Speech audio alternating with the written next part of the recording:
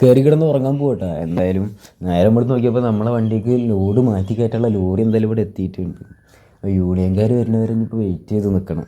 അപ്പോഴാണ് നമ്മളെ വണ്ടിയുടെ ഉള്ളിൽ ആകെ ചളിയും പൊടി. അങ്ങനെ നമ്മൾ സ്പെഷ്യൽ ടൂൾ എടുത്തിട്ടുണ്ട് കേട്ടോ. ഇതുകൊണ്ട് നമുക്ക് അടിച്ചു വരാൻ നല്ല സുഖമാണ്. ഇതാകുമ്പോൾ എല്ലാ ഗ്യാപ്പിലേക്കും ഇറങ്ങിപ്പോകും, എല്ലാ ചെറിയ ചെറിയ സ്ഥലത്തേക്കും പോകും. ചെറിയ ചെറിയ പൊടി അടക്കം നമുക്ക് ഫുള്ളായിട്ട് ക്ലീനായിട്ട് കിട്ടും കേട്ടോ.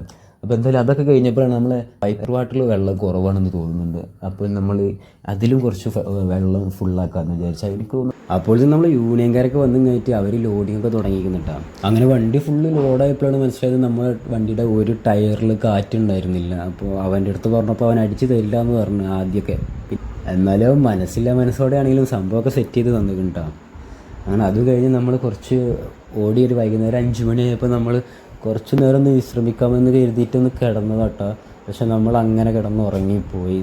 പിന്നെ നമ്മൾ എണീറ്റപ്പോൾ ഫുള്ള് ഇരുട്ടായിരുന്നു കേട്ടോ. എന്തായാലും നമുക്ക് പാലക്കാട്ടേക്കാണ് ഈ ലോഡ് പോകാനുള്ളത്. നമ്മളെന്തായാലും ഇന്ന് അവിടെ എത്തത്തില്ല, നമ്മൾ നാളെ എത്തുള്ളൂ. അപ്പോൾ പിന്നെ സാവകാശം പോകാമെന്ന് കരുതി.